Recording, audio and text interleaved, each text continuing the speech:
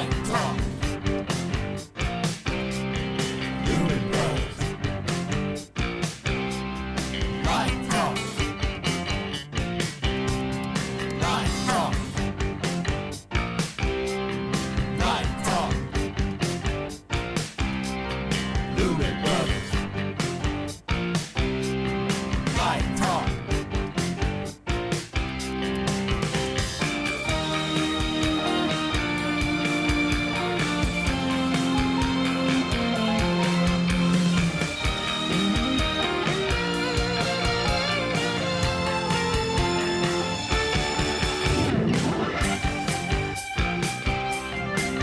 Hey, this is Steve in Dallas, Texas.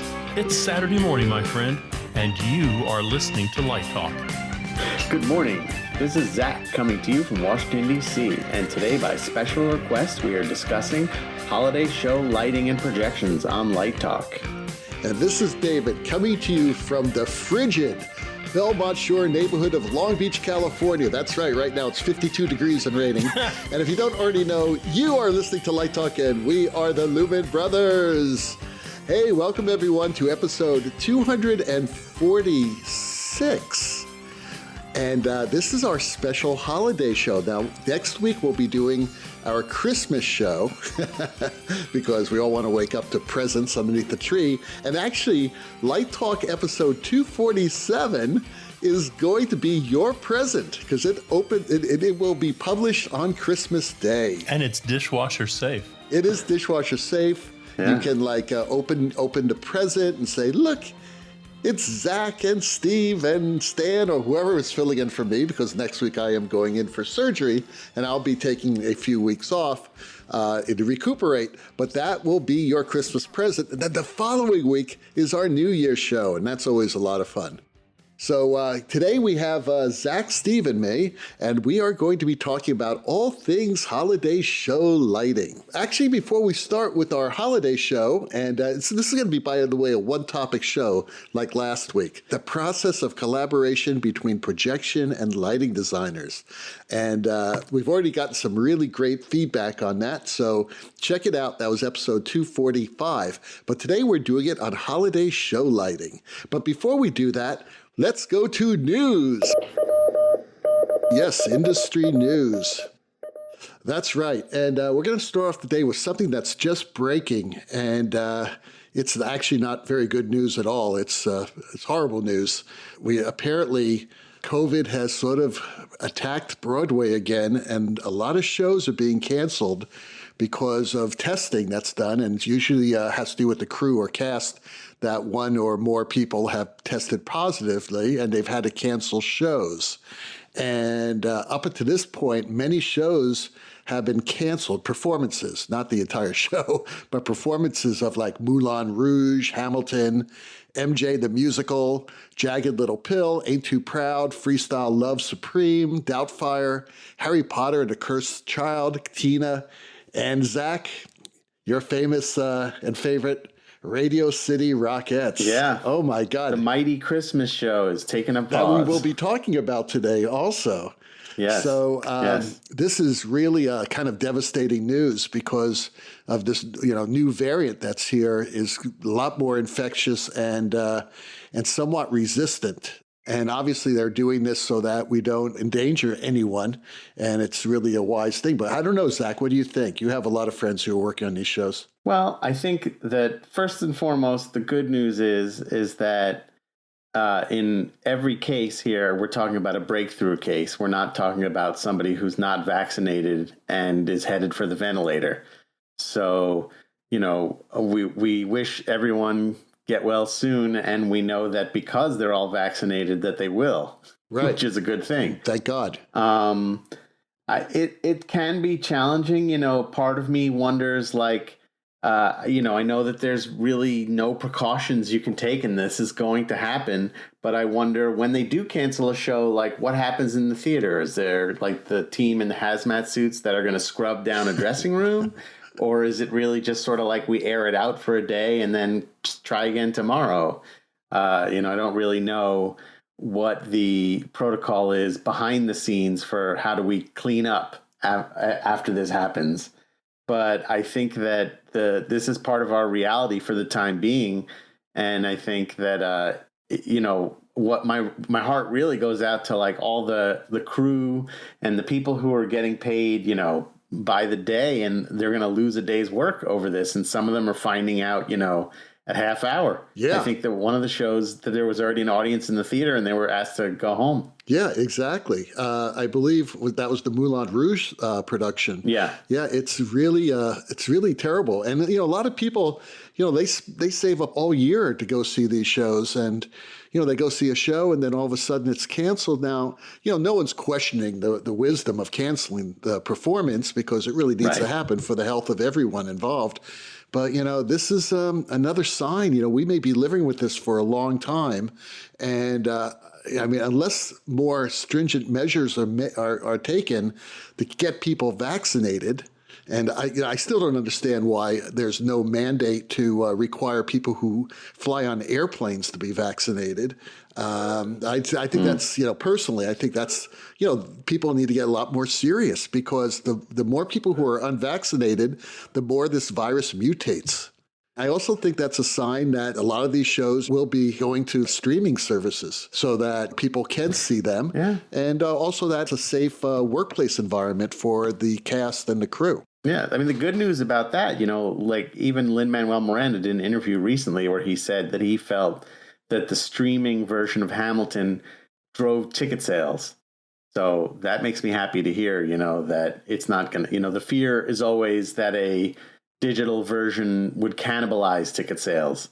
But if it actually is going to help drive more interest in seeing the real live production, either in New York or in someone's hometown, then I'm all for that. Yeah, me too. The other part of this that I look at as a parent, I remember Kenny Leon was telling me once when Aida was doing its out-of-town tryout at the Alliance in Atlanta, that they needed to cancel a performance. And Kenny said to the Disney people, he said, no, you can't cancel a performance. There are 1,000 people here who have paid for tickets, who have paid for babysitters, who have gone out to dinner. They've made a serious investment in this evening. And so he actually got them to do a staged reading of the show that evening.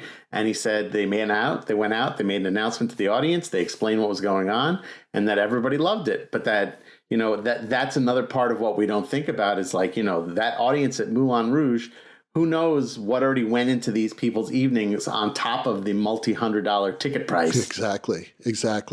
Yeah. I don't know. I just think it's really sad. And I read somewhere that, for a show that is grossing like $1 million a week, like every performance, they lose about $150,000, $160,000 in ticket sales. Right. And that's, and that's a big hit for everyone. So, yeah. I mean, every show that I've worked on in the past, we always say if we can make it to Thanksgiving, then we know that we're golden between Thanksgiving and New Year's, because that's the tourist season. That's when every show grosses. People go to the TKTS line. They go, oh, there's no Phantom. Let me have that. Oh, if that's not available, let me have that. Right. They want to go to a show. But now, everything is very fragile and it's a little bit scary, But on the flip side, I appreciate taking precaution also, because we still don't know how we're going to get to the other side of all this COVID stuff. And so if we need to take a day off to figure out how to present things safely, then that's what we have to do. So moving on to some better news, in LA for the past few months, we have been the hosts of the Pink Floyd's Their Mortal Remains exhibit. And I don't know if our listeners know anything about this, but this is actually an exhibit that has been taken from the Victoria Albert Museum in London that I had seen many years ago when I was doing a show in London. And it's basically shows a lot of the history of Pink Floyd, which is one of my favorite bands. And we talk about Pink Floyd a lot on the show because of the great design work by Mark Brickman and Mark Fisher and a bunch of other people, Storm Thurgeson, amazing designers that have been in Pink Floyd's history. But this is, a terrific exhibit. I wasn't expecting that much because, I saw the one at the Victoria Albert Museum, and it's very good. It really is. But I must tell you, I was blown away. I went yesterday with Lori, and we had a great time. And the sound is amazing. The exhibits are amazing. And there are some really great moments where you can hear interviews with the designers, including Storm Thurgeson, Mark Fisher, and Mark Brickman. And of course, we've had Mark Brickman on the show. Mark Fisher, unfortunately, has passed away. And I don't know if Storm is still alive or not, but he's more of a graphic designer.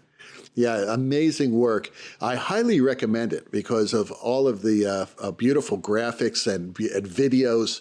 And they have, of course, some of the original puppets that they use in the show, especially during the Wall show. And it's just a terrific exhibit. So if you're in the LA area, check it out. It's here until January 6th, I believe. What was your favorite part? What was the one thing that you said that it was worth the ticket price for this by itself? Well, as soon as I walked in, I must say, I said, this is worth it. I was very cynical first because I like I said, I thought, okay, I've seen this in London and it's not going to show me much more, maybe even less. But I must say that I saw more here. I thought the sound was better because you have individual headsets, and the headsets that they give you have super, super high quality. So you hear the music. And I must tell you, it takes about a good hour and a half to get through. If you watch all the videos and you walk to each room and you're, checking out each segment of their history. Of course, it starts at the beginning. When you had Syd Barrett in the band, and there's a lot of information about Syd. I had no idea about a lot of that. I knew the history, but I didn't know all the details, and the details are very, very interesting. And of course, the history of their light shows, which was really cool. Yeah. I also loved seeing all the old equipment, including all the guitars that David Gilmour had, and of course, Rick Wright's equipment, especially his old Farfisa organ, which I started with. That was my first organ. And the azimuth coordinator. Boy, that's a cool little device that they used when they did quadraphonic sound in all their concerts, their live shows. And it's like these two sort of weird joystick controllers that would actually pan the sound around the arena. And I remember as a 13-year-old kid listening to that for the first time and totally blowed our minds.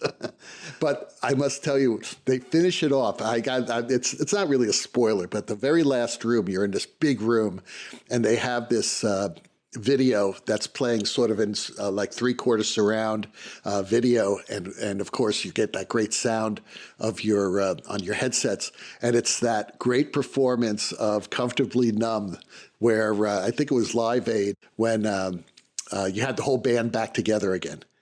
And it's filmed so beautifully, and the performance is awesome, and the sound is awesome, and that's the last thing. That's how they leave it, is that when the band comes together for that great one performance. So I think that alone was worth the price of admission, and the price of admission was really cheap. It was like $20. And so it's worth it. It's if you're in LA, go see it. That's all I can say. I'll tell you a quick funny story that I did a show about 10 years ago in Asia with Mark Fisher, and Mark told me a story about Roger Waters doing the Wall tour, and he said that basically Roger Waters knows anytime he wants to go out on the road, he can make about $15 million doing the Wall tour. So because he knows I have this thing and there's always going to be demand for it, at least for the rest of my lifetime. So I'll go out on tour. I'll make my $15. I'll spend all my money when I get down to like $1 million. I'll do another tour. God, he must have very expensive habits. I think he has several wives. Oh, that'll do it. So he's got out of that $15 million, he gets $2 million. Right. And the other wives get the rest, probably. Right. Don't get me started. Anyway. Do you think this is the new future? I mean, we just had the Matisse exhibit and the Van Gogh exhibit. You mean the immersive Van Gogh? We got Frida Kahlo is out now. Now we have a Pink Floyd. I wonder if we're going to see this for the next few years. That's interesting. I hope so. Yeah. It's fantastic. It's kind of work. fascinating that like these things that like when I was a kid, and I'm younger than you guys, that the kids who listen to Pink Floyd, like people were like, oh, those are like, they're into that dark music that's depressing and whatever. And now it's like museum quality. The interesting thing about Pink Floyd, and I don't know if you've seen this, Steve, or not with your students, but the students love Pink Floyd. The younger generation really loves Pink Floyd. And because that music is timeless. Plus, it's really well composed and it's extremely, I don't know, it's like the Beatles. And I don't want to say they were as good as the Beatles, but like the Beatles, they evolved their music constantly. It was, if you can hear a Pink Floyd song from, the late 80s, like something off of Division Bell, it sounds totally different from everything else they did previously. And the same thing with Dark Side of the Moon. There was a period of 2 or 3 years when they were doing, Dark Side and Wish You Were Here, which were kind of the same, as far as the style of the songs were. But boy, the difference between when they started in I think it was 66 or something like that, and then, going through the years, it's radically different. Absolutely radically different. There's this great room also about the Pulse tour. There's one room just about Pulse. And that's, of course, where Mark Brickman's talking about his work on Pulse. Anyway, let's get on with the show. Enough of that. So today we're going to be talking about holiday show lighting. And that includes Christmas pageants. It includes the Nutcracker, which is a holiday staple, Christmas staple, right? And there's also a new festival that I am lighting. I didn't tell you guys about this, but this is called the Festivus Complaint Tour. And I'm going to be lighting a lot of complaint. So anyway, we have a bunch of topics. Okay, so Steve has had experience doing Nutcracker, and Zach, have you done any Christmas shows?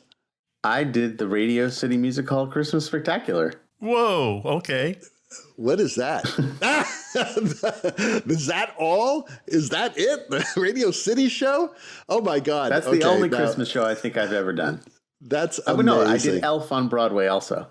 Okay, that counts. Elf on Broadway counts. Yes. And I have done the First Baptist Church of Fort Lauderdale's Christmas pageant, which sounds small, but it's not. It's huge. And it was actually nationally televised, believe it or not. So I think we all have experience. And I think for some reason they like to hire Jews to light Christmas pageants. Well, we wrote all the songs. That's the Jews true. wrote all the music for Christmas. So that's true. Clearly we get it. Yeah, apparently so. So anyway, let's go ahead and get started. Let's talk about some Christmas pageants. And since Zach has lit this very small production, I think it's at a place called the Radio City Song Hall, or what was it? Songs? Right? Music Place? Music Place, which is maybe, seriously, Radio City Music Hall Christmas pageant is probably the most famous Christmas pageant there is. So, Zach, why don't you give us some tips, especially for people who've never lit Christmas pageants before? Well, the Radio City Music Hall Christmas Spectacular. It's like a trademarked name, so I have to say it correctly. Otherwise, they're gonna invoke our paralegal. Snoot will come after you. Yes, he will. Snoot will protect us. Yes. It's a classic Christmas pageant. It's a series of scenes, some of which have been in the show since the early days, it's probably close to 100 years old by now. That has the Radio City Music Hall Rockettes, which are the famous dancers, and they appear in several of the scenes. It's now been updated. I actually worked on it the first time when I worked for Batman and Robin Productions, and there were a series of filmed sections in it, including one that had like Al Roker, the weatherman, who was talking about how it wasn't going to snow, and then all of a sudden, surprise, it's snowing on Christmas. And now there are all kinds of digital elements to it. There's a 3D flyover where Santa flies through Times Square, and all the buildings are aligned with the corporate sponsors for the show. And there's a great POV section where the Rockettes are in a double-decker bus, and the bus moves around as the screen pivots and the imagery pivots so that it can help tell the story of them driving from like Central Park to Radio City Music Hall. And I think that in many ways, in Radio City is not a venue for subtlety. So it's all about big and bright and seeing the smiles and making sure that the messages in the show are really delivered to the audience. And can I see everything I need to see? Because it is such a large venue with a humongous stage. And really the key there is like, is everything evenly lit? We want to make sure that none of the media elements are competing with the lighting and none of the lighting is competing with the media elements. One year I brought things out, so we projected and out into the theater itself, and there's projection mapping on the walls and all this crazy stuff. The entire show runs on time code, so it's 90 minutes, and there's no stopping. It just cranks it right through, and I think the biggest tip is making sure that your audience knows where to look when you're doing something that big. And so, most of the time where your audience wants to look is at the Rockettes and keeping the focus on them, but keeping it balanced. There is one sequence where there's supposed to be like an indefinite number of Santa Clauses dancing at one time. And so there are some tricks that we had to employ to like light the performers with the screen so that it just looked like they went forever. As the dancing Santa Clauses. But I think that the trick there is in that venue is not to try to be subtle and too artistic. It's to just sort of deliver a big, bright family experience. And is that show televised? They usually film it and do like an edited special version of it. And I remember the first time that I saw it when they moved to the big full stage LED screen. There was a challenge there because the LED resolution was amazing for when you're sitting in the house, but when you see a close-up of the Rockette, it just looked like a bunch of out-of-focus dots behind them. But things have definitely improved since then. What's your favorite part? Why should someone from Ohio come and see that show? What is the thing that they're going to talk about the rest of their life? Well, I mean, there are so many reasons, I think, when it's starting from the venue itself, like there are so few theaters like this left in the world that it's really just like an incredible experience to step into that venue and you're like walking into a theater from another time, with all the amazing Art Deco stuff in there. It's like a Busby Berkeley production, right? Oh, yeah. It's that big. Yeah. It's huge. You can have those pianos and swimming pools. Yeah. And the famous Wurlitzer organ, which is part of the show. Oh, yeah. Love that organ. Yeah. So even before the show starts, I think it's just like a part of sightseeing in New York to see this venue and imagine what it must have been like, 70 years ago when people would go there for big movie premieres or, when the popcorn was 3 cents, stuff like that. My grandparents talked about seeing Frank Sinatra there. And it's like the ultimate Christmas show because it's really like in many ways a mashup of all your favorite Christmas stories in one. There's the story of, Santa Claus is in there. There's the wooden soldiers, Nutcracker kind of thing. There's, some original stories that are added to it. There's live music. There's dancing. And then at the end, there's this sort of living nativity scene with all these real live animals, which is pretty amazing. And it's also really interesting. If you go before or after the show, all the animals are hanging out in Rockefeller Center outside. Yeah, they don't get dressing rooms. You can smell the camels. They're going across the Yes, street for the yes, best yes. Indian takeout in town. Exactly. Right. Does that have anything to do with the proximity of the camels? I hope not. So when you start this thing, how many days in the theater do you have for tech and dress before you open? Well, first, when I last set it up, we teched the entire show in a gymnasium uptown in the summer. Okay. And then when we get to Radio City Music Hall, we had about 2 or 3 weeks to sort of reassemble it. I mean, it's sort of like now it's if you imagine it like a bunch of chapters, and every year some of the chapters are swapped out or they change the order. But the design, I mean, some of those costumes, if they're not the original, are just based on the original. So there's a lot of, the hits, and it's easy to recreate those year after year. So unless something significant goes in, like when they switched over from film to digital video, that was a much bigger process that particular year. It's interesting because Christmas pageants and Christmas or holiday shows come in all different sizes. You have your local church's Christmas pageant, and that could be a very small one that it's like more like a community theater type of thing, or it could be this big production, which is what I did in the late 90s. I did this, the First Baptist Church of Fort Lauderdale show, which was also simulcast, believe it or not, on PBS, which is, kind of weird. But that was very much like a typical Christmas show that a church would put on, where you'd have an Act 1, which was all holiday-themed production numbers, and then the Act 2 was like a 45-minute story of Christ, basically, from the prophecies to the ascension. And that was done like an opera, with some fantastic music and stuff like that. So that was much more theatrical, where the first part is much more showy. Yeah, it's all production numbers. So I think that a lot of people who are listening to our show are more experienced with that type of production. That's much more common, and they may be hired to light that type of production. Do you guys have any suggestions about working with a group of people, producers who are pretty much from the religious community? I was just going to say, people don't realize when you take a look at some of these churches, they put a lot of effort and time and financial resources into producing these shows.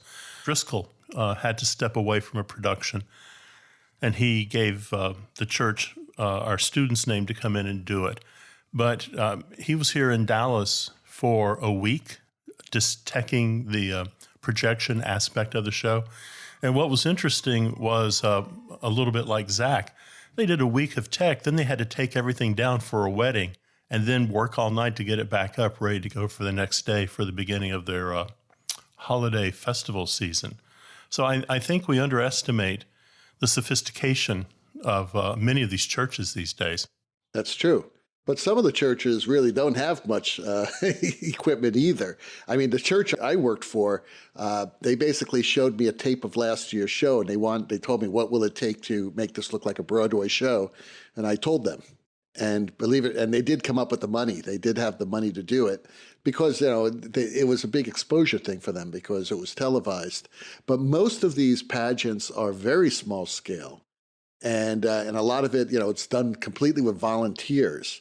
And they may hire, someone to do the lighting and projections or whatever, or maybe those designers are volunteers from the congregation. That happens as well. I could just say that my 5 or 6 years of working with this group, and again, they were, the producers and artistic directors were all part of the church.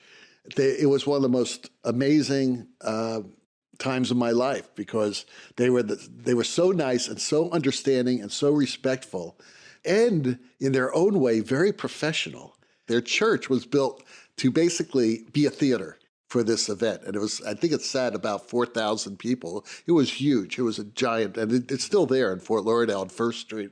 And actually, one of my former students, who was my first assistant on the show and became my associate on the show, she's been doing it ever since I left the show back in 2002, I think it was. She's been doing it since. That's Helena Kuka. She's an amazing designer, and it's really a big deal. But again, I think that's the exception and not the rule. I think the rule is mostly very small, productions, which is cool. It's really a nice thing, actually, because it brings theater into the world of all these people who may not be used to theater. It connects their beliefs into a theatrical presentation. Exactly. And let's be honest, if you go back in history, there was the old Passion plays. Remember that? It's a little bit of commercialism and a little bit of religion, and it provides for a family entertainment that might not be anyplace else in the community. Yeah, let's bring back that good, wholesome family entertainment, damn it. It's amazing when I think about this, how many friends I have that work in the technical side of the industry that around this time of year are donating their services and expertise to their local church pageant. You know, it seems like everybody I know at all the projector rental shops are like, yeah, I'm, doing super titles for their thing, or, it's a different, like, it's almost like a relief or a joy to volunteer on that level after a year of working for, schmucks like us. Yeah, exactly. And, and I must say, this Christmas pageant I'm telling you about back in the early 2000s, actually late 90s when I started doing it, there was a local company in Fort Lauderdale. They were just a distributor, basically, of Martin lighting equipment. Do you guys know that? Ever hear of that company, Martin, M-A-R-T-I-N? Sure. Yeah, right. Well, they were new in the United States, and they proposed us using their equipment for the very first year. And that was back during the PAL 1200 days, right? Which were like very large cyber lights, but great lights, by the way. And I met all the people at Martin, and we used their equipment, and I believe that Helena is still using it. It's rented every year, and so it's new equipment. But back then, we had a rig of mostly PAL 1200s, and they had these huge 5,000-watt wash lights that I used from the front. But again, it's good manufacturers will get involved in stuff like this, and I know they gave us a great deal. But a big part of that was getting their stuff out on the market. And I used Martin fixtures. I still do, by the way. But that was my first experience with that company, was from that Christmas pageant. So this happens as well. And, there's this one question I have always had. And Zach, I am sure that you have experience in this. How the hell do you project snow? I mean, first of all, I know that there are different ways of doing snow. The problem with snow in the theater is that to do the really good snow, those machines are really super noisy. Really noisy. So you have to have a lot of music. But let's say we want to project snow. How do you do it, Zach? I think the trick to projecting snow that feels realistic is making sure that it's slow enough that it doesn't look like, a blizzard. Too digital. Yeah. Projections in general, it's all about that sort of relationship of scale to the performers and to your scenery. And the snow is the same thing. In Elf, for instance, there's the magical moment when Buddy the Elf gets everyone to sing the Christmas song that gets the power of Christmas to restart Santa's sleigh. And we wanted to have it start to snow then. And it took a little experimentation to find, the right size of snowflakes and the right speed and the right sort of feeling of gravity. But once we accomplished those things, it really felt pretty realistic, and interestingly enough, had a bigger sense of depth than just a traditional snow machine, where in theater, at least, it's coming out of one place. Because we had snow that was projected on all of the proscenium and then eventually out into the house. And it felt like it was all of one source, but that you had this sense of depth, which was really nice. And then one little trick that I did is I had it kind of accumulate at the bottom so that it actually wasn't just like a looping thing. It actually, the snow piled up. But it's like a sleight of hand trick in many ways, with any of these kinds of snow tricks, whether it's projections or the soap bubbles like they do at Disney parks, where it's sort of how that snow is lit and how it works with the performers is really how you distract the audience into believing that it's actually snowing. And what you said absolutely is true, David, that when you see the snow, but you hear a sound that sounds like a gigantic jet engine accompanying it, it takes you out of it. It really is ridiculously loud. But yeah, I have a question, because Let's say someone is lighting their local church's Christmas pageant and they want a snow effect, and the easiest way for them to do it is with video. What sort of content is available? I mean, should they actually take, shots of actual snow? Are there tricks of creating snow digitally? What are your suggestions?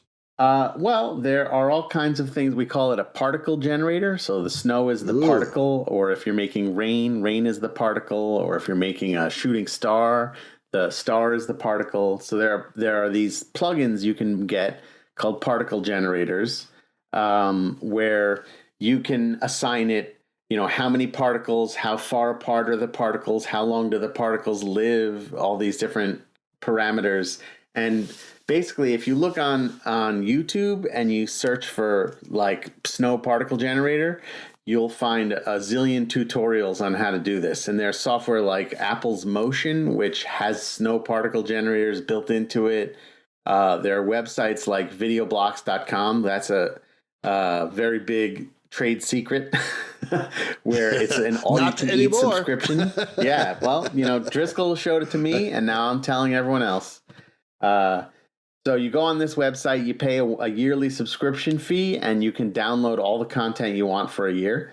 And they have all kinds of great stuff, including snow and rain. And with a lot of these, what you're looking for is basically just pure white and black. So you want white to be your snowflakes and black as the background, so that when you project it onto something else, all you're going to see is the white part, not the black part. So you're just seeing the snow and you're not seeing any other backgrounds or anything. Because like to film actual snow in a sea scenario like that would be almost impossible.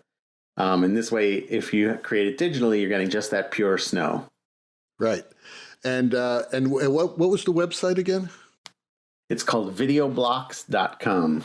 Great. Okay, videoblocks.com. But there's a lot of, you can look on any of the stock footage websites and you can look up snow particles and you'll see all kinds of stuff. There's things where they'll have fancy snow crystals and things where it's just the little fluffy particles, all kinds of stuff. And you can have comets too, you said, right? You can have comets, shooting stars, any of that stuff. That's very cool. Very cool. Steve, have you done snow? Yeah, I've done during the 70s. Well, I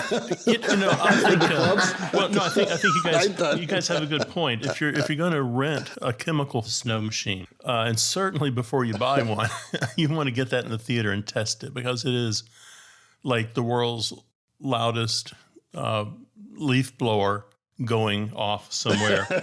And the snow looks all right. It drifts down and then melts on stage, so that makes cleanup pretty good, and there's no slippery mess down there. But most people use some kind of plastic snow in a cradle. I think if you're going to do that, you've got to have kind of 2 points of delivery of your snow. Otherwise, you just have a line of snow that's piling up on the floor. In a proscenium theater, it looks all right falling, but at some point there's just like a mound of snow. A line of white mound. So I think maybe 2 points of delivery. And also something that I've tried with some success is I put a couple fans on the line set with the snow machine, the plastic machine. So it's also breaking it up as it falls down. So it's moving it around the stage a little bit. And that gives you a little bit bigger snowfall. But that's kind of where I've been. So let's go ahead and make a left turn for a second and talk a little bit about something that Steve has a lot of experience with, and that is the Nutcracker. So, Steve, any ideas, any rules, lighting rules that you would use when designing the Nutcracker? Because we're talking about dance and theater here. Well, I think where young designers go wrong is they separate dance, theater, rock and roll, and opera into 4 distinct lighting genres. And there are things that all 4 share. And you can't just say, well, I'm doing opera, therefore I can't have, kickers in it, or I'm doing dance, therefore I can't have a parkan in it. I think good design is good design. I believe, it's when you're working on Nutcracker, you've got 2 things you really have to deal with. You generally have to deal with a lot of scenery. More and more, you're having to deal with projections. And I guess there's a third thing. You've got to deal with those human beings on stage telling a story. And oddly enough, for dance, the body is often more important than the face is. So, people throw a lot of sidelight on dance to try to shape those bodies, pull them out of the set, give them dimensionality. And in there lies a problem. Because if you're not careful, you put all this sidelight in there, and then you have a shadow right down the middle of their face. There's this dark line shooting down their face, and that is distracting. I think you want to look at where you position lights. I think if you're putting pools of light on stage, probably something slightly high and from the front is better than slightly high and from behind. If I have a pool of light coming down steeply from the front, an actor can look up into it and their face is lit. If it's just straight down on them, not so much. So I think the thing you're doing here is you're finding ways to create opportunity on stage to pull those dancers out of the set. And not everyone has to be lit the same. I think we kind of sometimes put a little bit too much light on stage thinking everyone's important, and everyone's not important. They're there, they'll step into the light. The choreographer will bring them where he or she wants them to be lit, but sometimes they melt into the scenery and become scenery themselves. I guess kind of the one tip I would suggest to young designers is be careful how you handle the floor. I think the floor is really important in dance, and you want to be careful how you handle that. I tried, like the Dickens, to keep low side light, particularly off the floor. I tried to find a way to take and bury people's so the shadow's not on the floor right beside them. That's just some kind of little tips, I guess, for lighting ballet. I must say that I think that rule about be careful how you light the floor goes for everything, whether you're doing dance, theater, or whatever. And I think that is the most under-taught technique in lighting education, at least from what I have seen. Maybe I'm just a little bit too anal about floor lighting, but and it comes from working with directors who say, "What's all that light on that floor? Why is the light on the floor?" And early in my career, I heard that a lot, and then I realized what the hell was going on. And it's not. Yes, we don't have Lumisoc, and we can't paint the floor with Vantablack, so it's all about lighting angles and shaping the floor and creating patterns on the floor, and texturing the floor with light so that we can control it, so we don't see these big circles. I had a friend who's also a lighting educator who was showing me one of his students' lighting designs, and he was so proud of it. And I said, I don't know. I said, why is all those circles on the floor? Don't you teach them, how to deal with the floor? And, it really bothers me. That's a real issue, I think. But you're right, Steve. Dance is especially important because lighting is basically shaping the space more than scene. There's very little scenery in dance, right? Right. And I think with the floor, particularly Nutcracker, if you're lucky, the company has a painted floor they're putting in for you. But otherwise, you're kind of stuck. And you need to know the difference between the capabilities of a gray floor, a white floor, and a black floor. And that makes a big difference. A lot of times, just go watch. Go watch your regional ballet company or your civic ballet company. And quite often, they'll dance on a gray floor. And one of the things that a gray floor does is it hides poor footwork. You can bury those feet on that gray floor, and you don't notice the kind of technique that's not quite honed yet. If you put those same dancers on a black floor, you're going to see every bit of that footwork, and it can be quite distracting. Then, of course, you have a white floor, and a white floor is so good as a reflective surface. It gives you a whole different quality of light when you're working on the show. So it starts in those early days when you're working with the set designer. Let's talk about what color the floor is going to be and why. Steve, can you talk a little bit about follow spots too? I mean, how important it is to use follow spots, like in the Nutcracker or any other Christmas show for that matter? I think the thing about a follow spot, the nice thing about it clearly, is it helps you achieve selective focus. So you can put that follow spot there and the audience knows exactly where to look because that person is presumably lit a little bit brighter than everyone else on the stage. The follow spots have two downfalls, though. The first one's an easy one to fix. The first one is plan where your pickups are going to be. So if I'm doing a big ballet and I've got, average follow spot operators, then all my pickups and my fade outs are always at quarter line. Otherwise, I'm going to have light all over the legs. If I've got a really highly skilled follow spot operator, then I'll do my pickups at eighth lines. But usually quarter line's pretty good because the person comes in and then plants and poses and the light can come up there as they're striking a pose. So that's an easy way to get your follow spot on or off. But I think the biggest problem with follow spots is people young designers at least, don't think of them as, a light that has a lot of capabilities to it. One of the things that really bugs me is I'll be watching this really beautifully tungsten lit scene on stage, and here comes Sugar Plum out, and here comes an arc follow spot and just blasts her off the stage. Do something, next time you use a follow spot, color correct that thing. You'll be amazed. Just the simple thing of color correcting your follow spot will solve so many problems. And you can do it a couple different ways. You can either, you can kind of test the waters by just taping some color correction onto the front of the follow spot. And if you find that's going to work, go ahead and drop that color correction into the boomerang with all of your colors on board. But boy, getting the right color temperature is so important. I think that there's a lot of this preconceived expectation of what ballet lighting looks like with the spotlight. And I think that a lot of that comes from photographs of ballet. And when you look at it in that moment where you're just seeing a still image and you recognize, oh, that's how that looks. But then when you see that in motion in real life, we've now sort of advanced beyond what that still image is.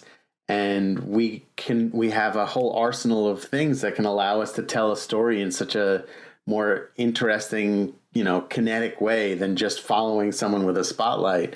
That it's almost like a revelation when we get into the theater and we see that recreation of the photograph and realize, wow, that is not the best we can do.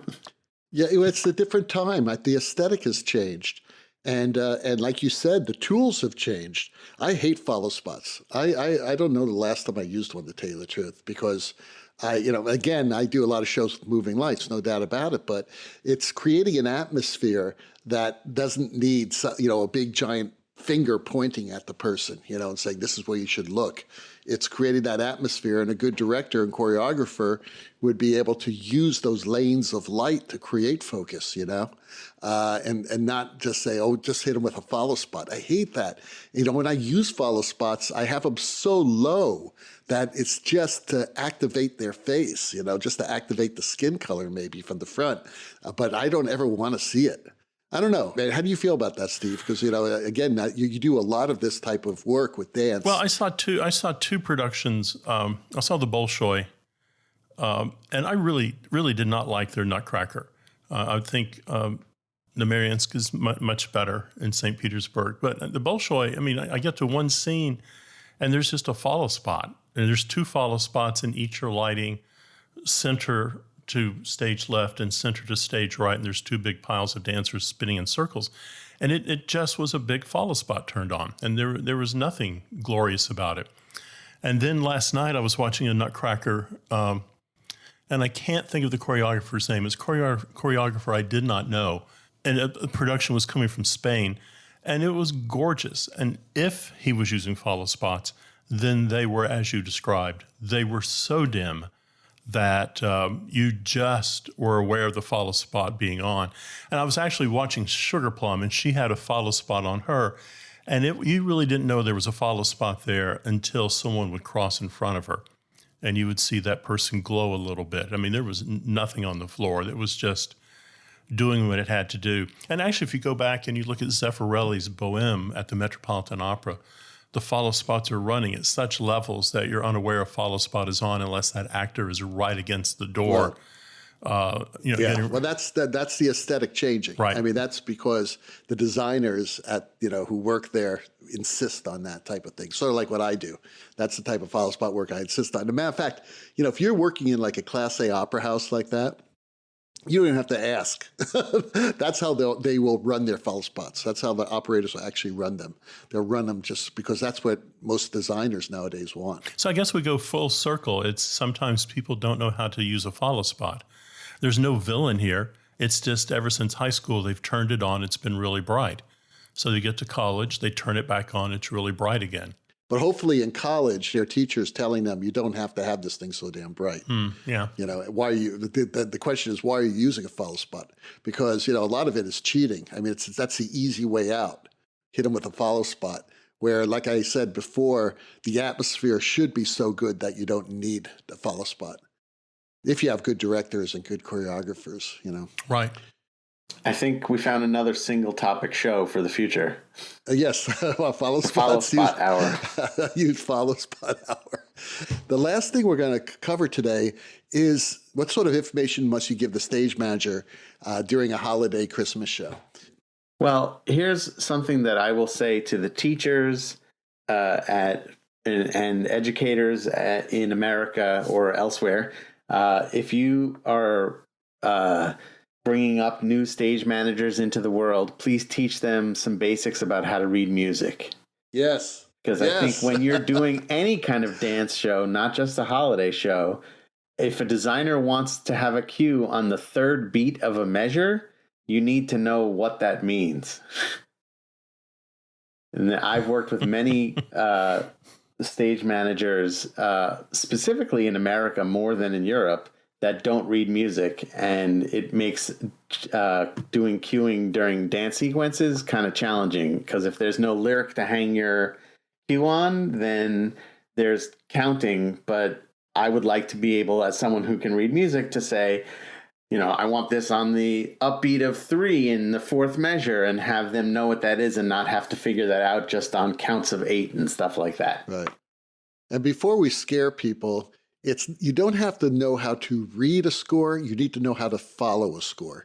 And you need to know what beats are and what upbeats are and that sort of thing. You need to know about time signatures. It's more about understanding the rhythm elements than anything else. Because I'm not going to tell you about keys and notes. I'm going to tell you about beats. I work in opera primarily, and all the stage managers can read a score and follow a score. Certainly can at least follow a score.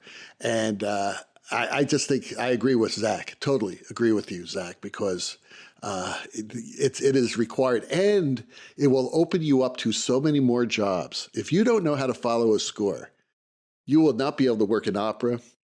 You'll not be able to work in dance, right? So a lot of musicals you wouldn't be able to work in either, because people want a stage manager, and at least I'm speaking for lighting designers, we want stage managers who can feel the music and understand the music. So if you're in school right now, take some music classes, understand music and music history, and learn how to follow a score. I used to do a lot of opera when I was in my 30s. And I can't tell you how many times the stage manager turned to me with the score in his or her hand and said, "Show me where you want that called." I mean, they just turn to you and say, "Show me, pencil it in for me," and that's where I'll call it. I'm fortunate. I work with a stage manager right now who does all the dance I do. And she's on the score. There's nothing I can't throw at her. But generally, I'll track the show. I will have, if I'm just working with my generic stage manager, I will track the show. I will have, there used to be a book called Backstage Forms. And you could go in there and there was like 6 little drawings of a proscenium stage with 9 dots in it showing the 9 acting areas. Legs are on it. I would just track the dancers coming in and off stage. So I would have all that for he or she. I would have the timing, because a lot of times in dance you are running not with a live orchestra but with a playback. So I could just say at 3 minutes and 32 seconds into it, this is where it comes. Or I would have the score. So I'm always trying to find ways to communicate. But I would much rather work with a score and to say it's right there on that quarter note is where I want it called. and that's where it'll be called. I've had opera directors come up to me and say, I need a cue on this specific point in the music. Where they need to feel the cue right. at that moment in the music. Right. There is the ultimate challenge that I have found, which is when you have a light cue in particular that's connected to action, but you also want it to be connected to music. And you're like, I want to call this cue here because this is musically where it belongs. But today the actor didn't cross over for, they waited an extra 3 seconds and they would have walked into the dark. What do I do? Call the cue earlier. Right. That's more of a problem than people think it is, I believe. And that's where you have to have a really good stage manager.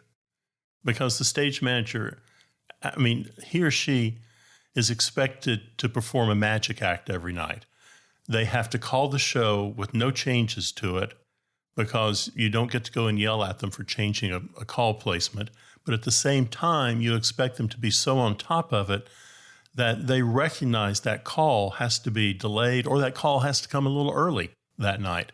So, if I ever get a Tony, I think I'm going to thank my stage manager. That'll be one of the first people I thank. Yeah, it's because they have to know when I call this cue, all the different things that happen when that cue is called. And if I need to make a tiny adjustment, how is that going to impact the scenery, the projections, the lighting, the music, the performers, the backstage crew? Everything is so tightly integrated. This person, we take for granted how much a great stage manager is actually juggling at one time. Okay, well, that I think wraps it up for our Christmas and holiday lighting special. Tune in next week when we are going to have our Christmas show. And happy Hanukkah to everybody. Happy Festivus. And pretty soon you'll all be like sitting around the fire, singing Christmas jingles and songs and drinking eggnog with some sort of alcoholic beverage in it, I'm sure. Roasting your chestnuts in the fire. Yes, keep your nuts out of the fire. Well, yes. The rocking sounds of the Luminoids tells us that once again you spent another morning listening to Light Talk. You can hear our show on Spotify, iTunes, Google, YouTube, livedesignonline.com, on Amazon Prime Music, and just about every podcast site out there. Check out our website on lighttalk.org and be sure to follow us on Facebook and subscribe to our podcast. That way you will not miss a second of Light Talk Insanity. No guarantee is offered regarding the accuracy or any statements or opinions made on this podcast. However, if you do decide to litigate, the law firm of Flecht, Flocht, Flair, and Glare and their paralegal Snoot will defend us until our retirement funds are depleted. Light Talk, written and produced by the Lumen Brothers, coming to you from Long Beach, Washington, D.C., and the Republic of Texas. Be sure to join us next week when we present our, 5th annual Christmas show. Extravaganza. Light Talk, broadcasting questionable Lumen knowledge and humor around the world. So we'll see you all next Saturday morning.